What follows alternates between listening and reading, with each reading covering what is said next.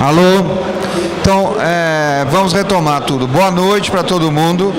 Estamos começando essa conversa sobre novas narrativas na mídia. Estou falando mídia para evitar restringir o trabalho de vocês somente ao jornalismo, certo? Que é um trabalho que eu acho que ultrapassa as fronteiras tradicionais do jornalismo. Está aqui com a gente a Laura Capriglione, que eu conheço há muito tempo, já trabalhamos juntos na Folha de São Paulo, e a Louise Akemi, né? A Laura é da Ponte, aquele um site, presença.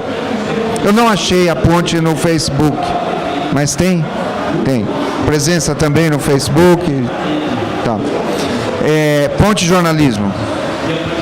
E a Louise Akemi é da Mídia Ninja, e eu queria que as duas se apresentassem, e rapidamente eu vou dizer que eu sou o Caio Túlio, sou jornalista e trabalho na mídia digital, no meio digital desde 95. Então eu sou meio um dinossauro aí perto de vocês, né? Então eu queria que a Luísa se apresentasse e que a Laura se apresentasse, e depois a gente começa a detalhar um pouco mais quais são os desafios dessa nova narrativa na mídia. Alô? Tá funcionando? Oi, gente, boa noite. Meu nome é Louise, eu sou do Mídia Ninja e do Fora do Eixo. Eu trabalho na nossa frente de sustentabilidade da rede e acho que é isso por enquanto, né? Apresentação. Bom, eu sou a Laura, eu trabalho na Ponte, hoje em dia estou participando também do coletivo Conta d'Água, que é sobre a crise hídrica em São Paulo, e fui da Folha, fui da Veja, fui de outros lugares aí, e agora estou nessa parada. Tá bom. Bom, eu acho que a primeira questão que eu queria explorar com vocês é exatamente essa possibilidade que o meio digital traz, que é de produzir jornalismo, produzir uma intervenção cidadã no meio social, né?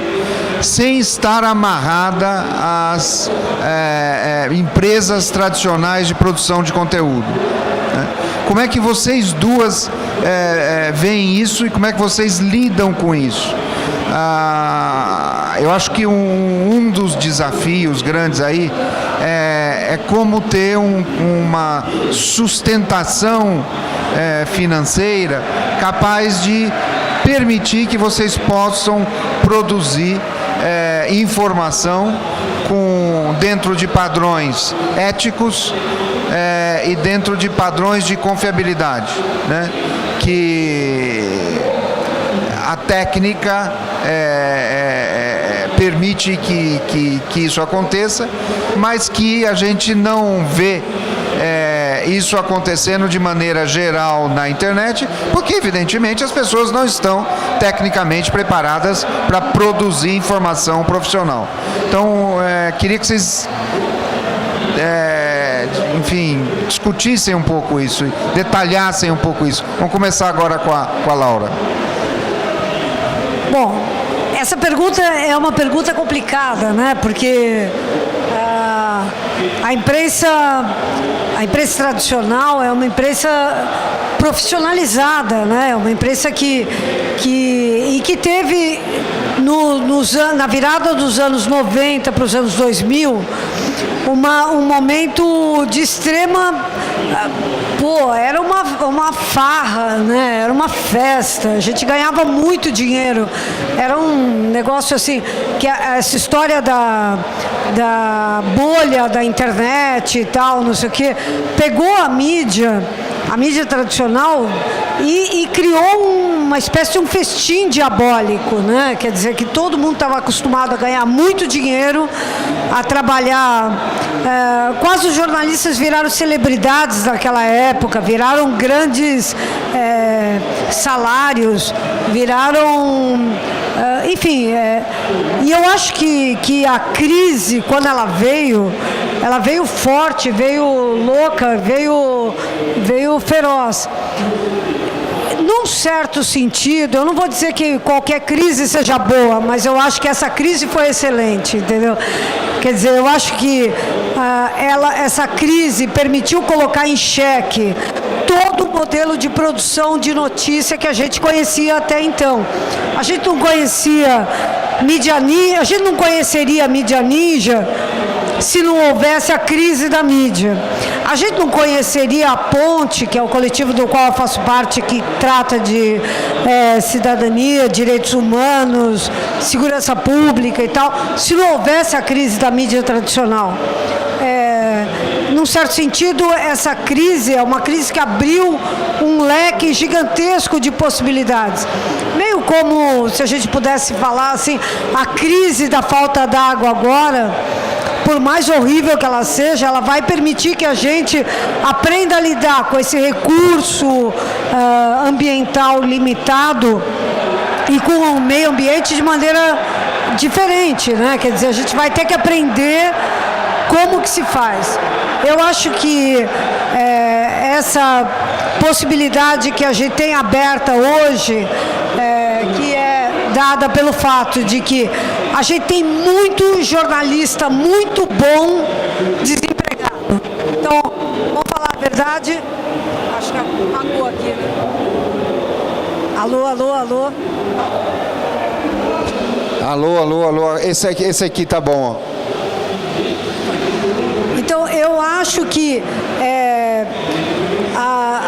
a gente tem muito jornalista ótimo desempregado hoje.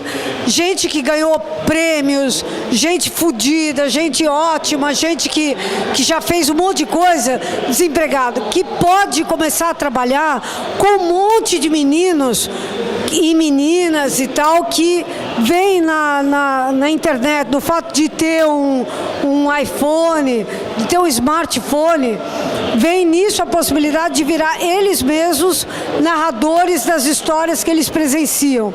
Então eu acho que, num certo sentido, é uma possibilidade gigantesca que se abriu, que a gente ainda vai ter que descobrir como que rentabiliza, porque eu acho também uma sacanagem que a gente fique produzindo conteúdo, que a gente entregue gratuitamente para o UOL, para a Folha, enfim.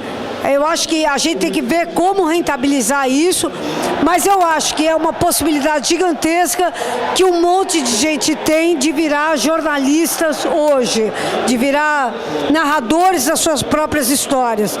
E eu acho que essa multiplicação de narrativas, de milhares de narrativas e tal, é o que vai dar o tom do próximo período. Quer dizer, a gente não vai ter mais as 5 famílias que hoje produzem notícia hoje no Brasil, menos do que eram há 10 anos. Mas há 10 anos eram 5 famílias que produziam conteúdo. Hoje em dia a gente vai poder ter eu, você, a minha mãe, a sua mãe, tua tia, seus amigos, os caras da escola, os caras do centro acadêmico, enfim, todo mundo produzindo notícia. Então eu acho que a gente tem uma possibilidade ímpar e ao mesmo tempo ligada a uma crise sem precedentes da mídia. Nunca houve uma crise tão grande. Mas eu acho, acima de tudo, que as pessoas vão querer continuar contando as suas histórias. A gente vai querer aprender as histórias dos outros, a gente vai querer aprender o que é que está acontecendo, qual é a rebelião que está acontecendo agora em Itu por causa da conta d'água, por causa da falta de água. Então eu acho que esse princípio da grande narrativa continua presente. O que precisa ver é quem é que vai contar. Eu acho que somos nós, e eu acho que a dúvida é como é que a gente faz para rentabilizar isso e para fazer com que as pessoas que estão produzindo a notícia continuem ganhando. Talvez não tanto quanto ganharam na bolha da internet, mas ganhando mesmo para ter uma vida digna. Legal. Alô? Tá funcionando? Tá, né? Eu acho que a primeira coisa, assim, que a gente percebe é a clareza de que os meios de comunicação tradicional e a própria lógica de comunicação no Brasil precisa ser transformada, né? Eu acho que essa clareza, ela traz pra gente a disposição de que a gente comece a pensar por outras vias, né? E aí, tendo essa clareza e começando a pensar por outras vias, a gente enxerga exatamente a crise, como a Laura falou, como, na verdade, uma oportunidade de criar soluções, né? Novas soluções, assim, né? Tipo, é um problema, na verdade, né?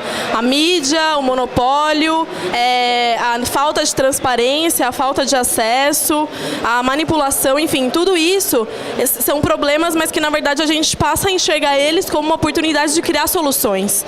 E as soluções, elas vêm, na verdade, do nosso ponto de vista, do Mídia Ninja, principalmente como um repensar da forma de utilizar o nosso próprio tempo, né? Então, geralmente as pessoas usam o tempo delas para pensar em como elas vão estar se sustentando, como elas vão gerar dinheiro, como elas vão construir o status dela, como, enfim, numa lógica que está muito ligada à nossa lógica da economia vigente, né? Que é a lógica do capital. Então, quando a gente repensa isso dentro de uma lógica onde o nosso tempo ele pode ser usado para um outro fim, onde a gente pode, de fato, entender o nosso tempo como um recurso, a gente valoriza muito mais o recurso humano, que ele está, assim, desvinculado, né, de uma certa forma, ao recurso monetário. Então, se você tem recurso humano, você consegue incluir todas as pessoas que estão aqui, por exemplo. Agora, se você está pautando só o recurso monetário, você já exclui aqueles que não têm. Então, e a partir disso, você valoriza muito mais o recurso humano. Então, por exemplo, esses jornalistas que estão desempregados, mas que têm um puta capital social, que esse capital social é toda a potência que eles têm mesmo em ferramentas, em qualificações, enfim, em visão política, em capacidade de transformação, né? E o que a gente fez, na verdade, com o Mídia Ninja foi entender essa lógica e se apoiar numa oportunidade enorme, que é a internet, né? Que ela conseguiu, na verdade, trazer pra gente a oportunidade de visibilizar o que é invisibilizado, de nós mesmos construirmos a própria narrativa do que a gente acredita, né?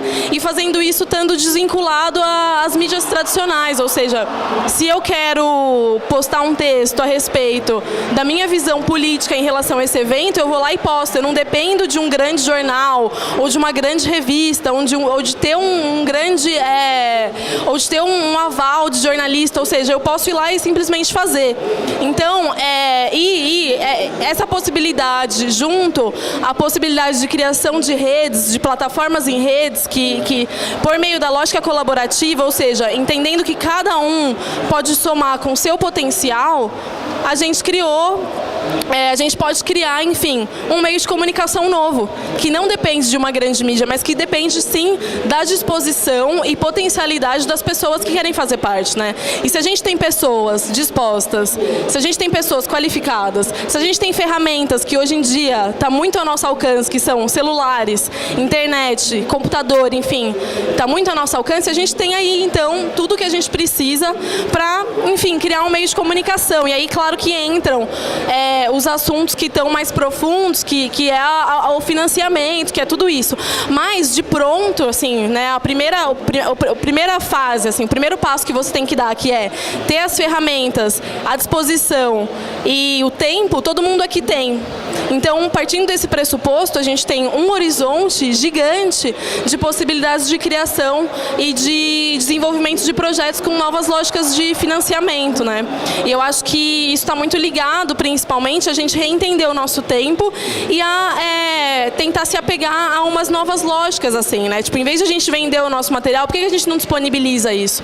Então, hoje em dia, tem um monte de iniciativas bacanas que deixam isso mais claro pra gente, né? Que são, por exemplo, os Creative Commons, que é o conteúdo aberto, disponível, o Open Source, enfim, a colaboração, a troca, né? Tipo, a gente pode fazer uma troca, a gente não precisa de ter uma negociação tradicional, a gente pode ressignificar isso para, enfim, abrir portas realmente a novas possibilidades. Eu acho que principalmente a indignação da certeza de que os meios de comunicação necessitam uma transformação, somado à nossa vontade de transformar, de ser essa transformação, levam a gente a estar aí investindo realmente nossa força de trabalho em uma parada nova que pode ser um tanto quanto revolucionária, assim.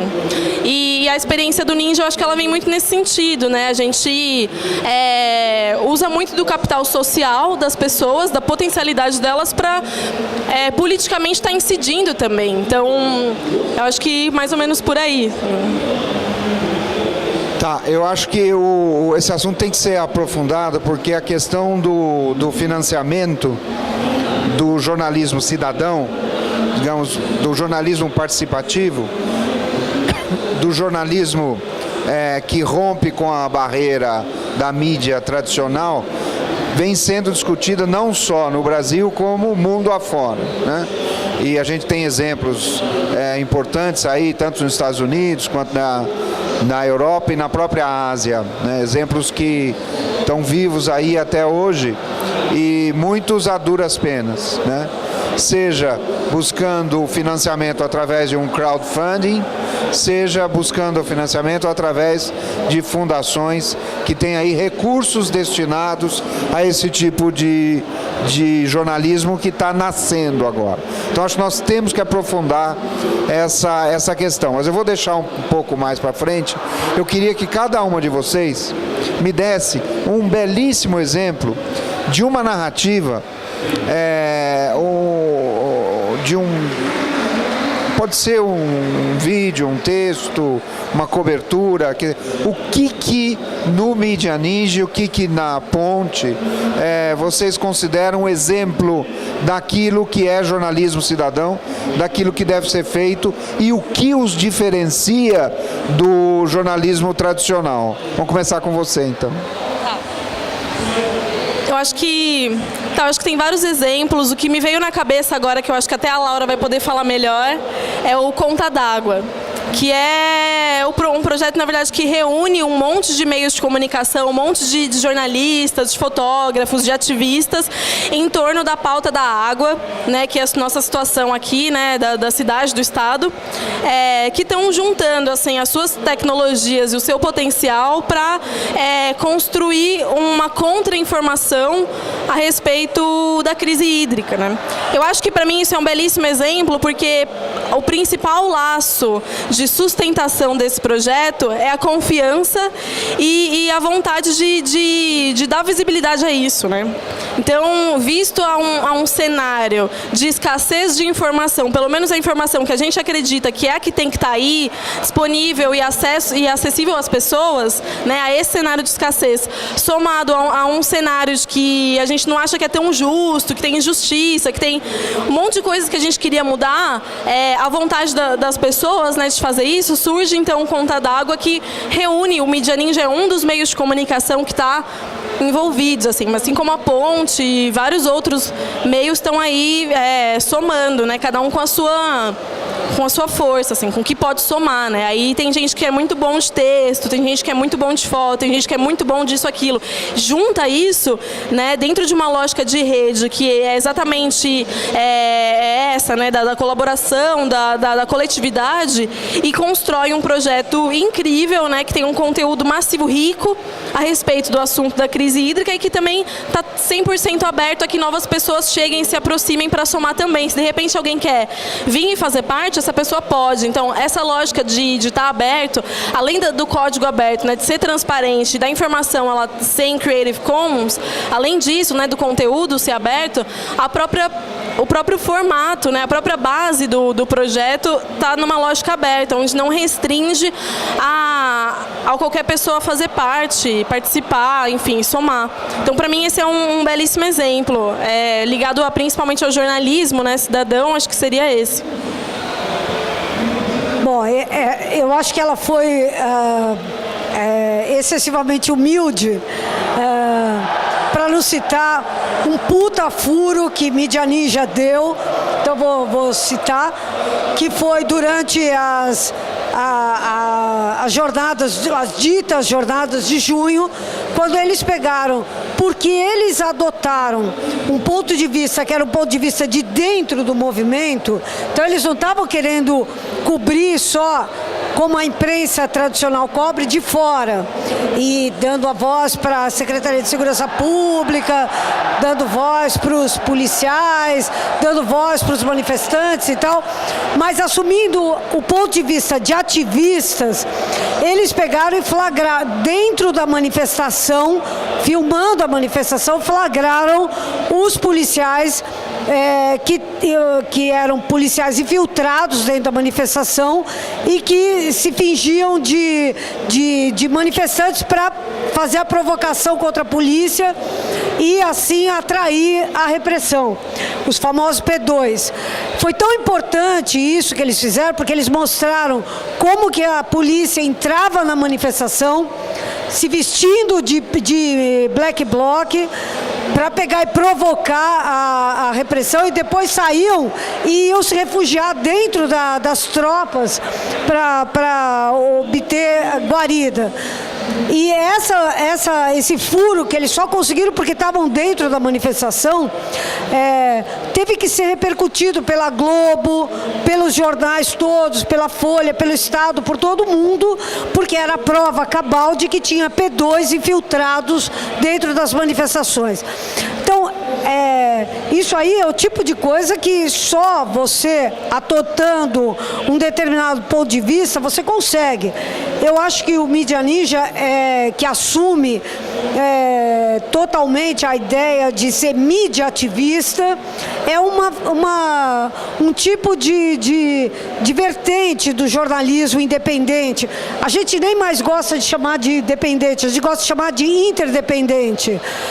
Porque da mesma forma que tem o Mídia Ninja, que assume uma posição de ativista, a Ponte, por exemplo, assume um outro ponto de vista. A gente não é ativista, a gente é jornalista, mas a gente quer fazer um tipo de jornalismo que os jornais tradicionais, pelo fato de terem 1000 vínculos partidários e na verdade, a imprensa tradicional ter virado um grande partido, não pode mais cobrir.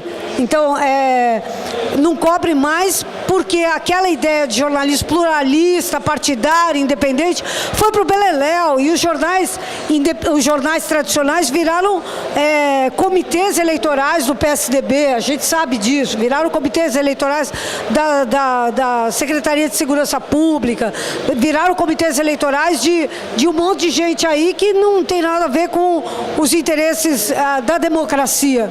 Então, por exemplo, a gente cobriu uma manifestação que a gente cobriu, que eu acho que é importante. A gente cobriu uma reintegração de posse que foi feita com toda a violência possível dentro de um prédio que fica do lado da Folha de São Paulo. Eu trabalhei dentro da Folha, conheço bem onde é que fica a Folha e tal, e aí a reintegração de posse que aconteceu num prédio na esquina da Ipiranga com a São João, uma esquina famosa, até poeticamente e tudo e tal. Quando a gente chegou lá, só tinha nós, o Sem Teto, e não tinha um jornalista, nem da Folha, nem do Estado, nem do Globo, nem de ninguém. E a gente pôde acompanhar essa reintegração de posse do ponto de vista dos sem teto e do ponto de vista da polícia, porque a gente também queria mostrar isso. A gente queria mostrar um lado e o outro lado. A gente queria mostrar o verdadeiro jornalismo pluralista, partidário, independente.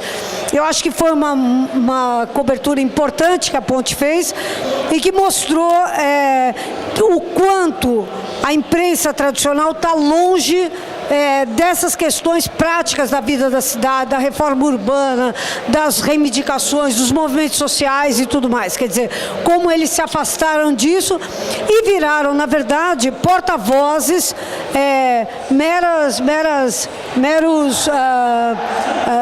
ventrílocos das assessorias de imprensa da Secretaria de Segurança Pública e dos governos. E não digo só do governo estadual, não. Digo do governo municipal também, entendeu? Que eu acho que também é uma discussão. Mas eu acho que os movimentos sociais vão muito além e a gente está precisando cobrir mais isso aí.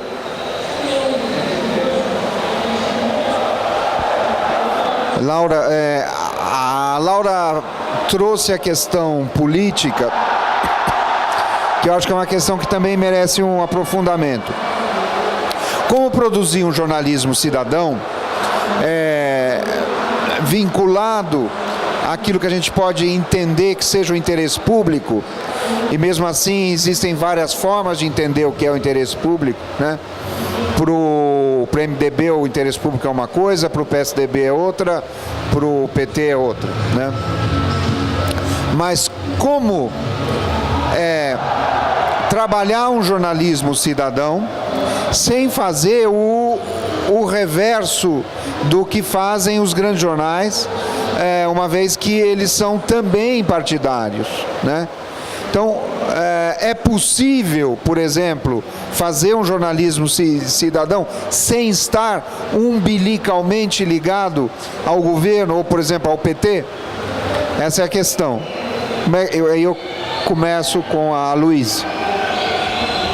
Sim, eu acho que a resposta é sim, porque na verdade isso implica talvez um esclarecimento político, né, um conhecimento de campo, assim, de um cenário, e mais que isso, eu acho que hoje a gente tem a internet como uma plataforma que está muito mais próxima da gente para, enfim, você se manifestar publicamente, né? E criar meios sólidos de difusão de informação, né? Então, às vezes, a difusão da informação, ela não está exatamente atrelada, eu acho, né? Não está exatamente vinculada a esse partidarismo ou não. Eu acho que ela está muito mais vinculada à vontade política mesmo de fazer, assim. Talvez a Laura tenha mais experiência, possa responder, porque eu não estou muito por dentro das relações com os jornais e com os partidos, mas que na minha experiência a gente sempre assumiu essa posição, eu acho, e nunca tivemos um vínculo assim, totalmente, sabe, dependente de qualquer instituição tão política. É claro que a gente constrói parcerias, a gente escuta, a gente dialoga, mas que o nosso ativismo político, ele é independente disso, né? Ele está muito mais ligado ao que a gente entende como necessidade e demanda, né? De comunicação, de cultura, enfim, de transformação, e acho que para mim é por aí. Acho que a Laura pode complementar melhor.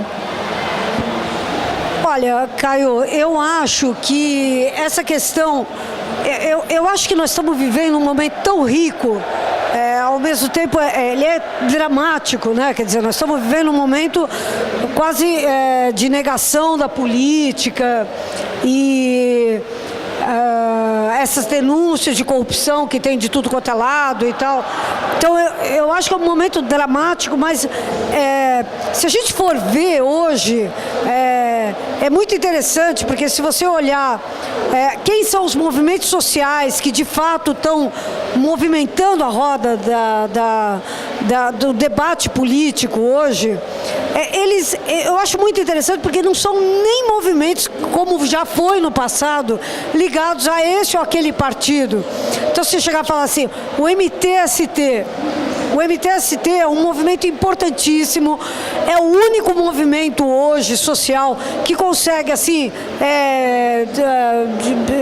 num piscar de olhos, convocar 20 mil pessoas e pôr 20 mil pessoas na rua.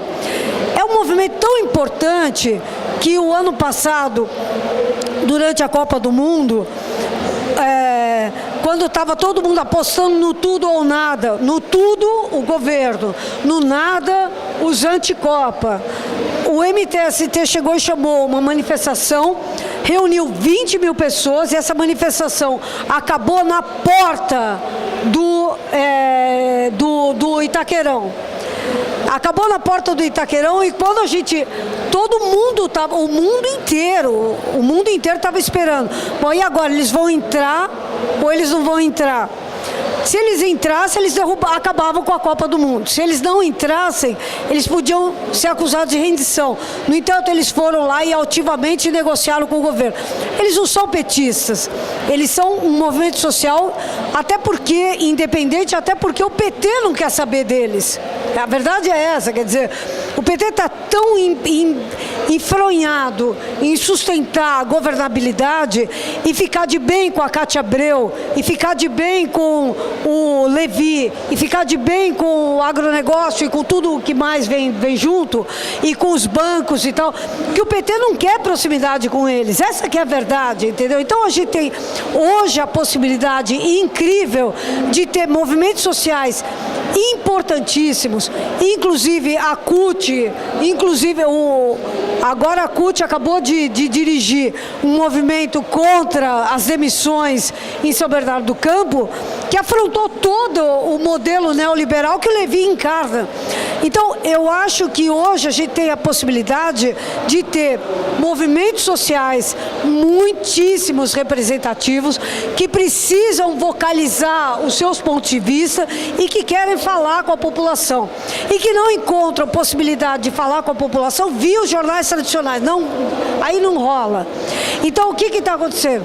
Eles estão procurando a gente como antigamente os movimentos sociais procuravam a Folha. Como é que eles procuravam a Folha? Olha, eu vou dar uma coletiva hoje, quero falar tal coisa. E a gente ia lá e cobria. Então, eu acho que anteontem mesmo, eu fui numa coletiva de um grupo de sindicatos enormes falando sobre a questão da água. Não tinha um representante da imprensa tradicional, mas estava a gente, estava o Mídia Ninja, estava vários coletivos. Então, eu acho que a gente tem possibilidade de fazer bom jornalismo de qualidade, simplesmente dando voz para quem hoje não tem. Por exemplo, a questão da água, da falta d'água, é uma vergonha que a gente esteja discutindo falta d'água quando São Paulo está inundada hoje em dia, entendeu? Nós estamos discutindo falta d'água aonde? O meu bairro está inundado hoje. Então a pergunta é, está faltando água para quem? Está faltando água para os pobres, porque os ricos estão, como sempre tiveram, com os caminhões-pipa ali enchendo as caixas d'água. Eles são o shopping center Cidade Jardim. Tem um contrato que é de mãe para filho, que chama um contrato de demanda firme, pelo qual ele paga 1/3 da tarifa da água que eu pago, que eu e vocês todos pagam. Então, eles têm garantia de fornecimento de água, ainda que eles consumam muito. Então, quer dizer, está faltando água para quem? Vamos tentar discutir isso. Eu acho que é essa a parada. Agora, como é que a gente vai fazer para financiar isso? Eu acho que é uma discussão impressionante essa questão do financiamento, não é fácil, mas eu acho que, acima de tudo, a gente tem a grande vontade de um monte de gente de colaborar para fazer essas múltiplas narrativas.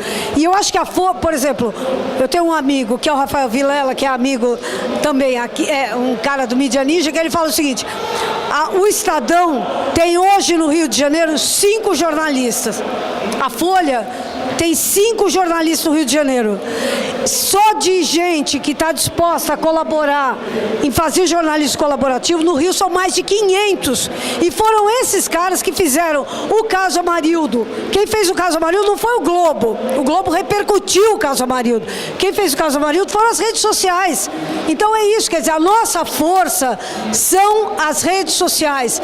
São os 500, 5 mil pessoas que estão dispostas a pegar e falar: eu sei o que vocês fizeram ontem e eu vou contar o que vocês fizeram ontem. Fotografei, publiquei e ela e todo mundo estamos republicando. Essa que é a jogada dessa nova mídia.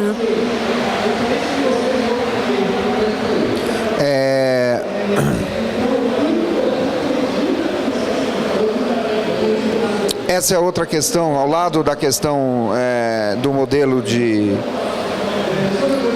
financiamento, que não dá para esgotar aqui mesmo. Uma questão, porque se você olhar de fato, o maior desafio dessa mídia cidadã é realmente não fazer o inverso daquilo que a grande imprensa faz. Ao mesmo tempo, vocês estão assistindo, nós estamos assistindo ao nascimento de empreendimentos comerciais, empresariais, que se utilizam de novas formas de narrativa, fazem isso com enorme criatividade e começam a ter um sucesso extraordinário em relação à mídia tradicional e estão incluídos no bojo da mídia tradicional. Vou te dar 2 exemplos. Tanto o BuzzFeed quanto o Huffington Post nos Estados Unidos estão com mais sucesso no meio digital do que um dos jornais que mais investiram no meio digital no mundo inteiro, que é o The New York Times, né? Tem a questão do conteúdo que não é gratuito, mas é ao mesmo tempo, porque quem vem pelos mecanismos de busca e pelas mídias sociais entram gratuitamente naqueles conteúdos, mas um jornal com a credibilidade, com o histórico que tem o New York Times, não consegue hoje, do ponto de vista da narrativa, apesar de também ter feito enormes esforços na narrativa, em criar novas narrativas. O exemplo do Snowfall, que é aquele site que ele fez sobre como é que chama aquele negócio? Não um terremoto, enfim, quando cai, como é que chama? Avalanche. Com infográficos, histórico, vídeos, fotos, depoimentos, histórias pessoais, tudo isso uma enorme cobertura digital, né? Não foi o suficiente, e evidentemente não é, porque é uma só iniciativa nesse sentido, além de todas as outras, mas nada disso foi suficiente para segurar o crescimento de empresas que estão trabalhando com criatividade, uma nova forma de fazer jornalismo, e que tem tudo a ver, por exemplo, com narrativas que a ProPublica usa nos Estados Unidos e empreendimentos cidadãos usam nos Estados Unidos. Quer dizer, como criar uma audiência, como criar um movimento, como criar algo que seja de fato diferenciado do ponto de vista não somente da narrativa, sem espelhar. Por exemplo, o Fora do Eixo tem patrocínio, tem investimentos que vêm do governo, né? Isso o liga umbilicalmente ao governo, né? Então, como sair dessa roda viva e dessa armadilha, se é que é possível, né? Porque nós estamos falando aqui de uma nova narrativa e ela de fato existe. Mas eu acho que só se vocês quiserem falar, há mais um ponto que eu queria tocar. O que eu queria saber mesmo é como enfrentar BuzzFeed e Huffington Post, por exemplo. Eu acho que, bom, a primeira coisa em relação à narrativa, assim, é que a gente entende que, mais que nada, hoje, o imaginário das pessoas, enfim, principalmente as pessoas que estão online, que estão buscando informação, elas vão ser atraídas muito mais por uma narrativa que está ali disputando o imaginário delas do que exatamente, enfim, trazendo alguma coisa pontual ou trazendo algum tipo de oferta. Eu acho que a magia da narrativa, dessa revolução, ela está ligada a gente disputar o imaginário das pessoas mesmo. Então, esse espaço aqui, por exemplo, ele constrói essa disputa, né, de imaginário. Então, a disputa de imaginário, ela está muito ligada tanto à mudança de realidade por meio de uma pauta, quanto esteticamente também, eu acho, né? Tipo, Mídia Ninja trabalha muito isso, a questão das fotos, da estética, de como a gente constrói a informação, disponibiliza ela, assim, visualmente falando também. Eu acho que isso tem super a ver. Mas eu acho que são coisas diferentes, né? Eu acho que o BuzzFeed também, assim, está trabalhando com as redes sociais, explorando a cultura digital, explorando quem está ali. Ao mesmo tempo, é um universo, né? Assim, eu acho que eu talvez não conseguiria dizer exatamente, assim, fazer uma super comparação, porque eu não conheço muito esse outro meio que você disse. Mas eu acho que o X da questão ele está na disputa de imaginário, né? As pessoas, elas são atraídas hoje pelo quê, né? Como que a gente chama atenção e sensibiliza as pessoas por alguma causa? Eu acho que é essa narrativa que, na verdade, é a narrativa que ganha, né, nessa disputa, que vai atrair as pessoas mesmo. É quem conseguir sensibilizar as pessoas por meio de uma questão estética, visual e política, né? Acho que é por aí. Bom, eu já acho que a gente tem hoje em dia uma possibilidade, porque na verdade eu acho que virou um lugar comum a gente falar das narrativas. As narrativas. Eu acho que, voltando ao velho jornalismo, o que o velho jornalismo falava era da linguagem, era da construção de uma linguagem comum. Então, quando você fazia um jornal popular, o que você buscava? Uma linguagem comum. E eu, por exemplo, trabalhei no Notícias Populares, e eu fui diretora do Notícias Populares. Então, o Notícias Populares, por exemplo, o cara que fazia a manchete do Notícias Populares era um cara que era simplesmente o roteirista da buzina do Chacrinha.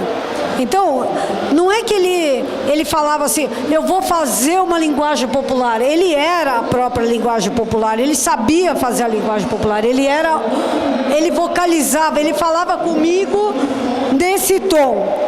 Eu acho que nós precisamos recuperar isso. Quer dizer, eu acho que o grande desafio... Por que o BuzzFeed é tão legal? Porque ele faz uma tabela, né? E uma tabela é uma coisa que em qualquer cultura você vai entender. Os 10 mais... os beijos mais legais, os 10 beijos mais legais, as 10 não sei o que lá mais legais, os 10... Isso qualquer um faz. Não é? Isso qualquer um faz. Se a gente chegar a falar, por que eles escolheram esse formato? Eles não escolheram esse formato por nada. É porque é a melhor forma de você simplificar a narrativa. Agora, a narrativa da transformação não é essa, que é meramente enumerativa. A narrativa da transformação é a narrativa que faz, mas aí que conta uma história com a linguagem que o cara usa, com o jeito que o cara fala, com a forma do sujeito se comunicar. Agora, a internet criou uma bengala linguística terrível, que é o seguinte: a gente se comunica com alguém que entende a gente, e a gente acha bacana isso. Então, no Facebook, a gente fala para os nossos amigos, o outro amigo fala para os amigos dele e tal. Então, é um monte de guetos fechados, falando consigo mesmos. Eu acho que a única saída para a gente sair dessa armadilha, que é do gueto autoimposto, e ao mesmo tempo sem cair na simplificação grotesca que é o BuzzFeed, é a gente pegar e se comunicar por meio de rede. Se a gente se comunicar por meio de rede, a gente se força a comunicar com quem não é o nosso interlocutor primário. Então, por isso, por exemplo, quando acontece uma rede que nem a Conta d'Água, que tem uns caras de ultra esquerda, uns caras de meia esquerda, uns caras de quase direita, uns caras quase tucanos, os caras não sei o que lá, a gente se obriga a inventar uma linguagem comum. Esse é o grande desafio, e é por onde a gente vai virar uma mídia de massa, que é o que hoje nós não somos. Bom, gente, o nosso tempo acabou. Eu queria abrir para perguntas, mas acho que não vai dar. Queria agradecer a Laura e a Luíse, tá? E muito obrigado. Parabéns.